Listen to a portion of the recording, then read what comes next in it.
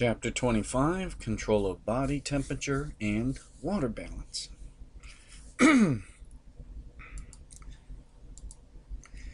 Chapter 25, we're going to look at body temperature regulation in animals, vertebrates, and we're also going to look specifically at the process of water balance and removal of metabolic waste products in vertebrates. Alright, thermal regulation. What is thermal temperature regulation? Alright, thermal regulation is a homeostatic mechanism. So what that tells you is it's a negative feedback mechanism by which animals maintain their internal body temperature in spite of wide fluctuation of environmental temperatures. Within vertebrates, we recognize two different plans to regulate body temperature. Endotherm animals, which are human beings, maintain a constant internal temperature by utilizing metabolic body heat. And again, this includes birds and mammals. Ectothermic animals maintain their temperature. They gather heat from external sources and maintain a constant temperature with little fluctuation behaviorally. And ectotherms are reptiles, fishes, and of course invertebrates.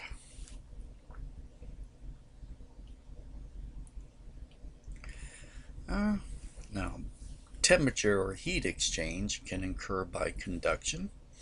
This is what happens when you lay your hand on a hot stove and it burns. Well, that's a transfer of heat by direct contact, radiation.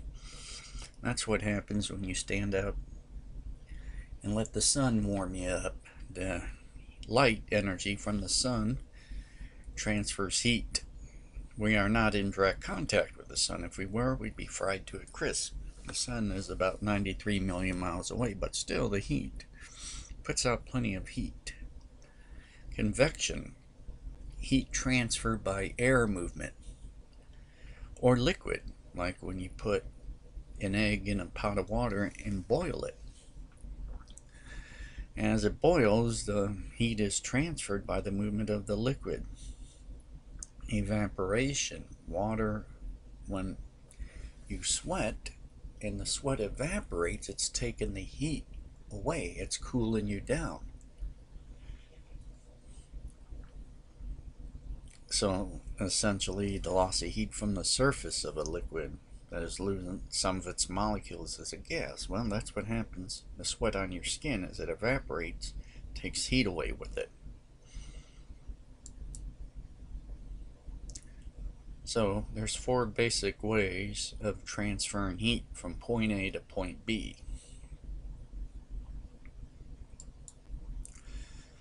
So endotherms and ectotherms, many ectotherms maintain a fairly constant, body temperature within an optimal range for metabolism to take place. Now, there are several adaptations that help these animals to thermoregulate, such as the big ears on an elephant. So, the ears serve like a radiator. As blood flows through the ears and wind flows past the ear, heat is transferred. And countercurrent exchange. Warm arterial blood transfers heat to cooler venous blood. Maintain a constant temperature throughout the animal's body.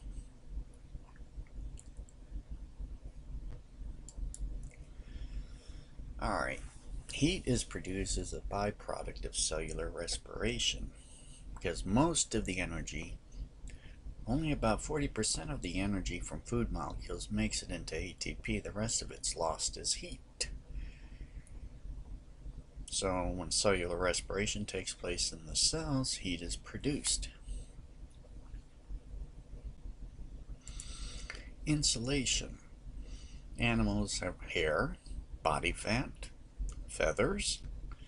They hold the heat into the body, much like insulation in a house keeps it warm inside so the heat doesn't radiate out to the outside of the house.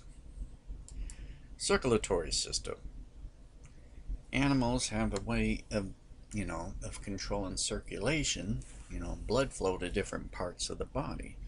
And your body can regulate blood flow to the skin. When the surface vessels are constricted, less blood flows to the skin, instead stays to the core, body core. That keeps you, that's an adaptation for cold weather. Alright? In the summer, when you're hot, those same blood vessels dilate, so more blood flows to the skin, allowing heat transfer from the body to the air. And as we saw in that picture of the penguin, countercurrent heat exchange. Warm arterial blood flows in one direction, cooler venous blood flows in the other direction, and heat is transferred from the arterial blood to the venous blood, maintaining a constant temperature inside the body. Evaporative cooling. When water absorbs heat from when you sweat, the water in the sweat absorbs the heat from the body's surface, and as the water in the sweat evaporates, it takes the heat away with it to the environment.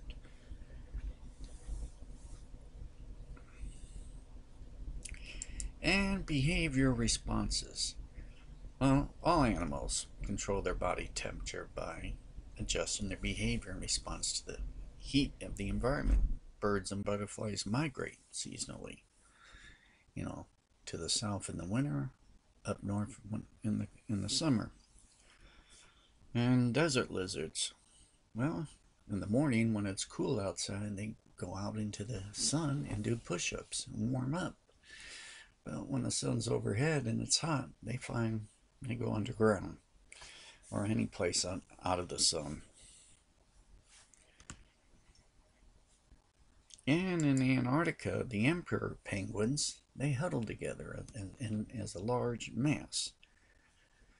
By huddling together, heat that is lost from the bodies, it helps warm the next door neighbors up. Well, the center of that mass is the warmest. The edges are the coolest. That brought about an interesting experiment. Scientists observing them huddling up wondered if the birds had a chance to move throughout the huddle and make their way to the center. Well, one hypothesis that, guys on the outside stay cold and the guys in the middle stay in the middle and stay warm.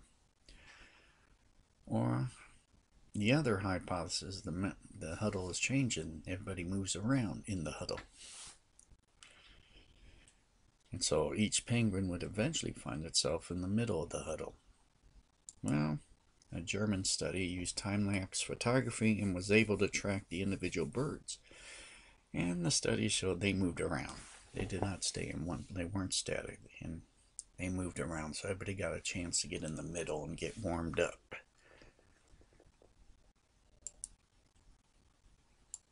Osmoregulation is the way your body balances solutes and water in the body. Now, we've learned earlier that osmosis is a process by which water moves across a selectively permeable membrane. From a high to low diffusion water across a selectively permeable membrane in response to differences in solute concentrations. So water moves from a solution with a lower solute concentration towards a solution with a higher solute concentration. Okay, let's review here. In animal cells in an environment where the solute concentration is lower than that inside the cell, water will enter the cell and it can potentially burst. Because remember, animal cells do not have cell walls. Let's take a case where an animal cell is in an environment where the solute concentration is higher outside of the cell than that inside the cell. Water will leave the cell and be equally disadvantageous. It can cause the cell to shrivel, and we call this crenation in animal cells, and yes, it can lead to death of the animal cell.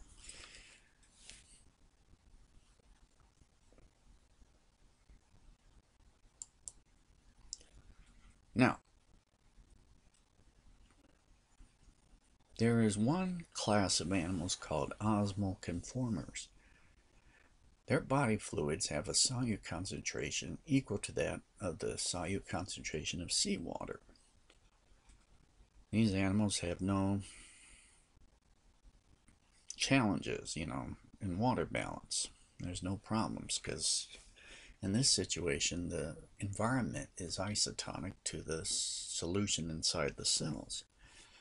And many marine invertebrates, crabs, shrimps, for example, are osmoconformers. Then we have osmoregulators. They have to regulate their water balance because their body fluids have solute concentrations which differ from that of the environment. And they must actively regulate water balance, water concentration. Land animals fall under this, freshwater animals, and marine vertebrates. Now let's look at saltwater fish.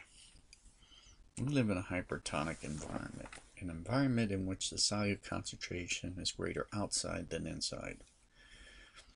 So they lose water by osmosis from all body surfaces, like their gills, for example.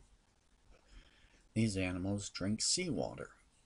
They actually drink the seawater and they balance the solutes. They have a mechanism to pump out excess salts from the gills.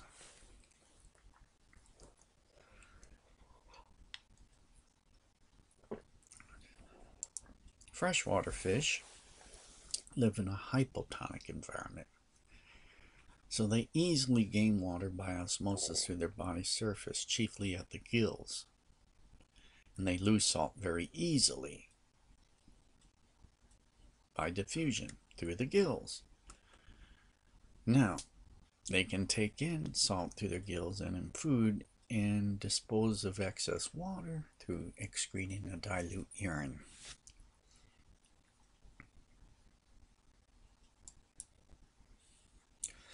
So a marine fish gains water and salt ions from its food, excretes excess salt ions from its gills, loses water ions through the gills and other parts of the body's surface,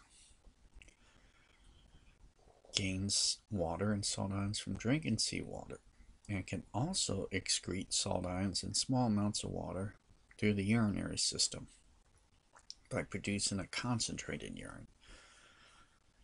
The freshwater fish gains water and ions from food, also can take in salts through the gills, gains water through the gills, and excretes excess salt ions in large amounts of water by secreting a dilute urine.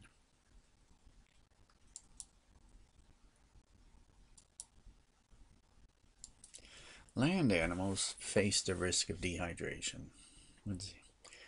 Well, they lose water across so many surfaces: the skin, the respiratory surfaces, urine, feces.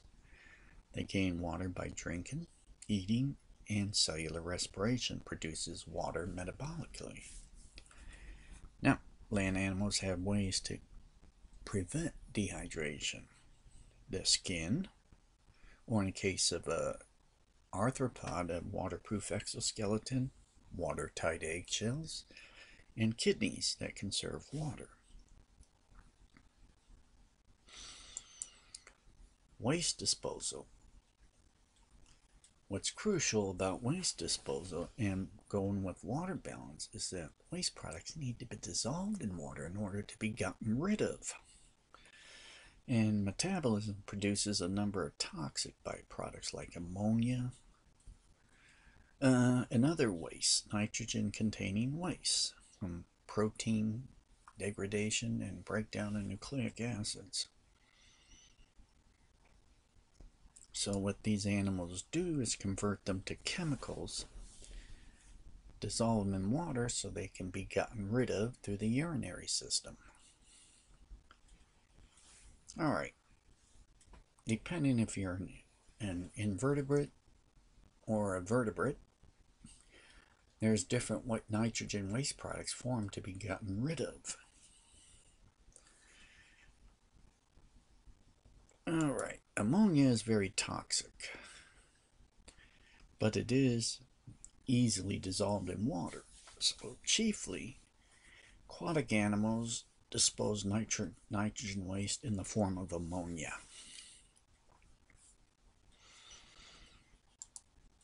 Alright, so proteins are broken down to amino acids, nucleic acids are broken down and into essentially the amino groups from nitrogen bases and amino acids are converted into nitrogenous waste. Aquatic animals, it'll be converted into ammonia. Mammals and other animals converted into urea, which is a very less toxic form than ammonia. But birds and reptiles will convert it into uric acid, which is non-toxic, but energetically expensive to produce.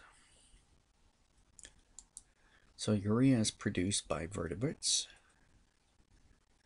It's a soluble form of nitrogen waste, so it's easily excreted in urine.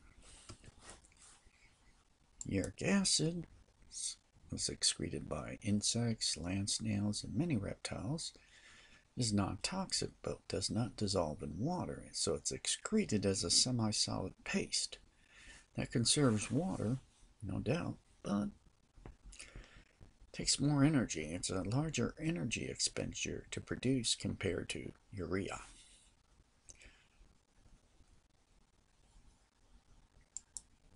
In vertebrates, the urinary system, in humans, our urinary system is the body system that forms and excretes the urine, and also at the same time regulates the amount of water and solutes in the body fluids.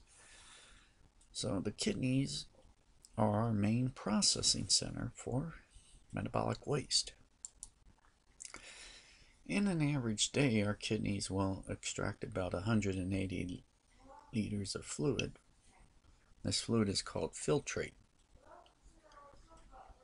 Water, urea, and valuable solutes. Our kidneys will refine the filtrate. What this does is concentrate the urea and recycle most of the water and useful solutes back to the body. So out of 180 liters of filtrate, we only excrete about 1.5 liters of urine. So the urine contains the waste. In the kidneys, the process of filtration involves the pressure of the blood. In the kidneys, the pressure of the blood forces water and other molecules through a capillary wall into the beginning of a kidney tubule. This forms the filtrate. Urine, which is the final product, leaves each kidney through a tube or duct called a ureter. The ureter is drained into the urinary bladder. From the urinary bladder, the urine passes through another duct called the urethra.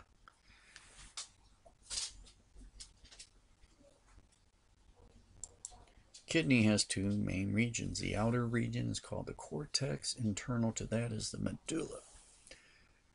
Nephrons are the functional units of the kidney. They are responsible for creating and processing the filtrate and forming urine.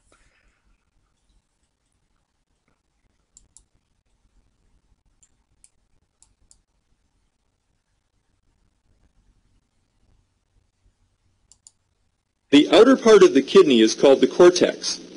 Inside the cortex is the medulla. Urine collects in the renal pelvis and drains from the kidney through a tube called the ureter. A tiny branch of the renal artery carries blood to each nephron for processing. A tiny vein carries blood away. Blood pressure forces fluid through the walls of a cluster of capillaries called the glomerulus, and it collects in the cup-shaped Bowman's capsule. The filtrate is refined as it passes through the twisted nephron tubule.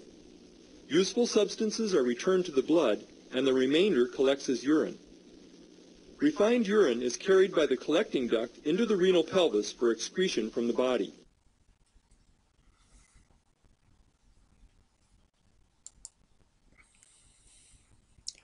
All right, let's get a basic understanding of the anatomy of the human urinary system.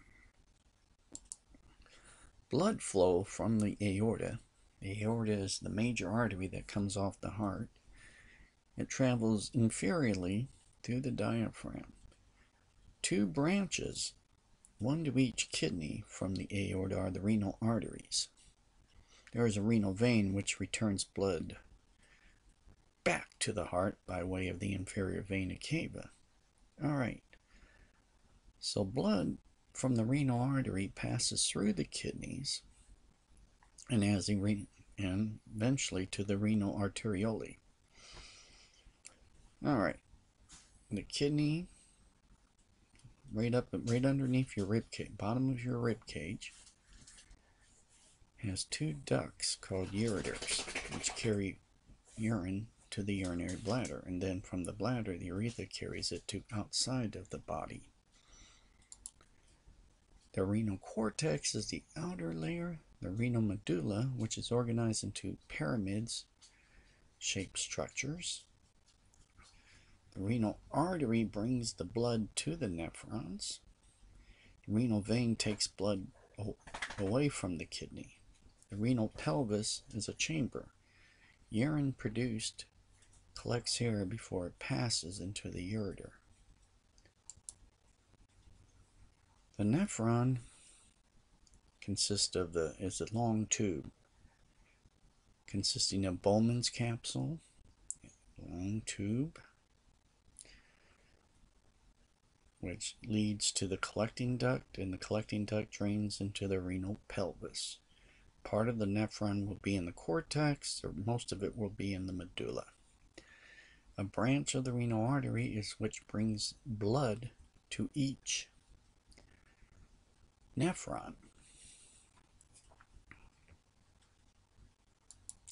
So when blood enters the nephron by way of the renal artery, it flows into a ball of capillaries inside Bowman's capsule called the glomerulus. This is where filtrate is formed. So the filtrate, the fluid that is pushed out of the glomerulus by blood pressure, it flows into the tube of the nephron tubule. Okay, so filtrate forms here, it flows into the tubule of the nephron. The first part of the nephron tubule is called the proximal tubule. Notice that there is a network of capillaries surrounding this nephron tubule. That's going to be important later. So, let's go back here. Blood enters the Bowman's capsule into the glomerulus. And once the filtrates form, the blood flows out this way.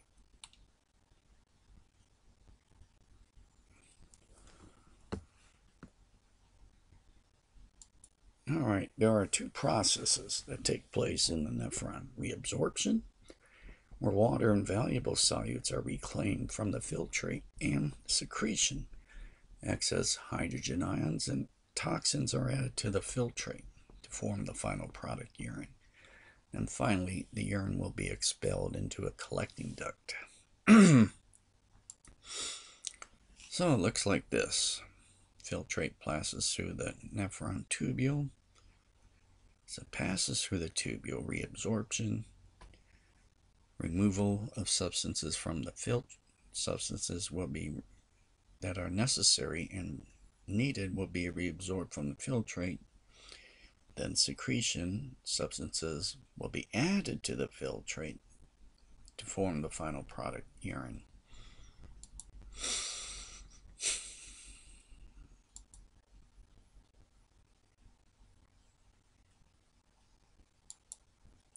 So after filtration, reabsorption reclaims substances from the filtrate, and secretion extracts substances from the blood into the filtrate.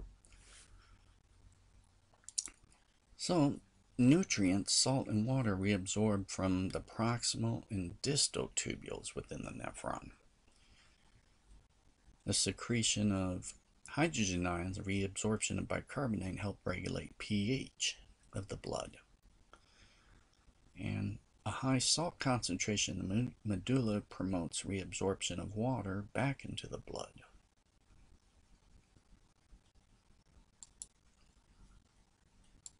Nephrons regulate the composition of blood by a combination of three processes that transfer materials between the nephron tubules and the capillaries that serve them: filtration, secretion, and reabsorption. A nephron tubule and the blood vessels surrounding it have been straightened and simplified in this diagram. The gradation of color, lighter on top, darker on the bottom, corresponds to an increasing concentration of solutes in the interstitial fluid surrounding the nephron toward the center of the kidney. As blood flows through the glomerulus, a knot of porous capillaries, water and virtually all other molecules small enough are forced by blood pressure out of the glomerulus and into Bowman's capsule. This process is called filtration, and the fluid that accumulates in Bowman's capsule is called filtrate. Blood contains blood cells, plasma proteins, water, sodium chloride, hydrogen ions, bicarbonate ions, urea, glucose, amino acids, and possibly some drugs and poisons. Blood cells and plasma proteins stay in the blood. They are just too big, but all the other substances are filtered from the blood and form the filtrate that accumulates in the nephron tubule.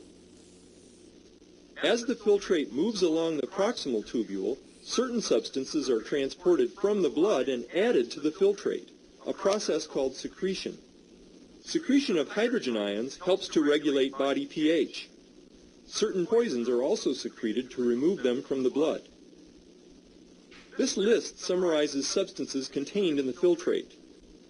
Filtration is not selective, so some of these substances are useful to the body, and it is important that they be returned to the blood. The kidneys generally need to recover water, sodium chloride, bicarbonate ions, and nutrients such as glucose and amino acids.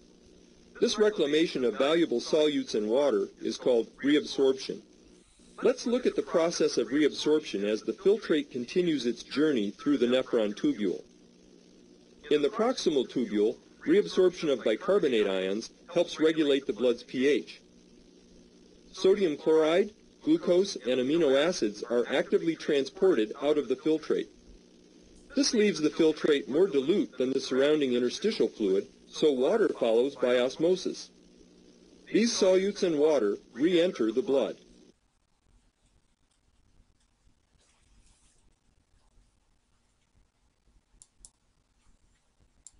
As the filtrate moves down the loop of Henle, the concentration of solutes increases in the interstitial fluid surrounding the nephron tubule. Since this portion of the tubule is permeable to water, water leaves by osmosis and is reabsorbed into the blood. This concentrates the filtrate. In the ascending loop, the surrounding fluid becomes more dilute. This portion of the loop is impermeable to water but not sodium chloride. Sodium chloride diffuses out, lowering the solute concentration of the filtrate and adding to the solute concentration of the surrounding fluid. Near the top of the loop, sodium chloride is actively transported out, further diluting the filtrate. More substances are reabsorbed from the distal tubule. Sodium chloride is actively transported out of the filtrate. Bicarbonate ions may be reabsorbed too, helping to regulate body pH. Some drugs and poisons are secreted from the blood into the filtrate at this point. And this is another place where hydrogen ions may also be secreted into the filtrate to further adjust pH. There is a lot going on here. The main point is that the nephron is able to expel unneeded or harmful substances from the blood by filtration and secretion into the filtrate, and the nephron can reabsorb substances useful to the body.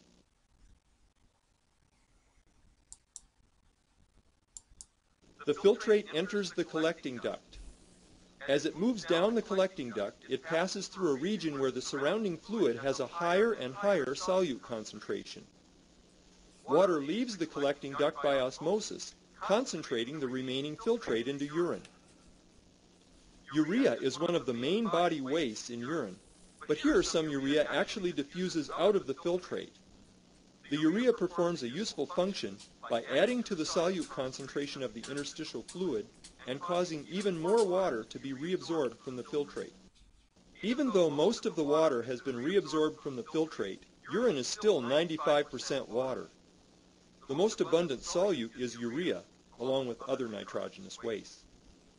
There is some sodium chloride and traces of other ions such as calcium and potassium. Hydrogen ions make urine acidic, and drugs and toxins may also be present.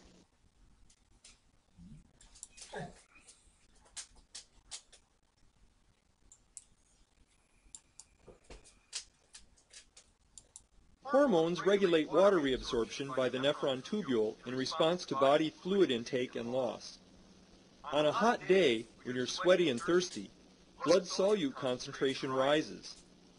In response, the brain signals the posterior pituitary to increase its output of the hormone ADH. ADH makes the walls of the collecting duct more permeable to water. Recall that the interstitial fluid surrounding the nephron tubule has a high solute concentration. ADH allows more water to leave the filtrate by osmosis and re-enter the blood. The body conserves water and concentrated urine is produced. When you have been drinking more water and not losing much fluid, the blood becomes more dilute. The brain responds by decreasing the secretion of ADH. The collecting duct becomes less permeable and less water is reabsorbed. The body produces dilute urine.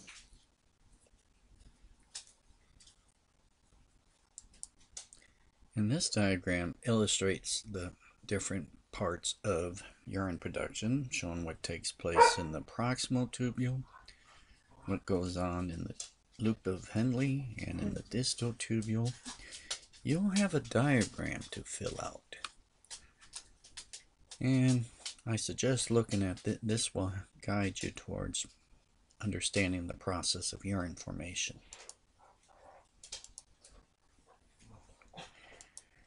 ADH, antidiuretic hormones, which is produced by the posterior pituitary, it regulates the amount of water excreted by the kidneys. When it's secreted, it tells the kidneys to reabsorb water from the filtrate, producing a more concentrated urine. Certain things will inhibit the production of ADH or release of ADH: coffee, caffeine, alcohol, and others. That causes you to release a very dilute urine. Kidney failure can result from hypertension, destruction of the glomerular knots, diabetes, and drinking too much alcohol over a lot of years. A dialysis machine works much like a kidney. It removes the waste from the blood and maintains its solute concentration. So they attach a couple of lines. One line from an artery goes into the apparatus. These tubules are made of dialysis tubing, dialysis solution. So what happens is solution, waste products dilute out of the blood into the solution, and it's taken away, and then the blood is returned back to the body by means of a vein.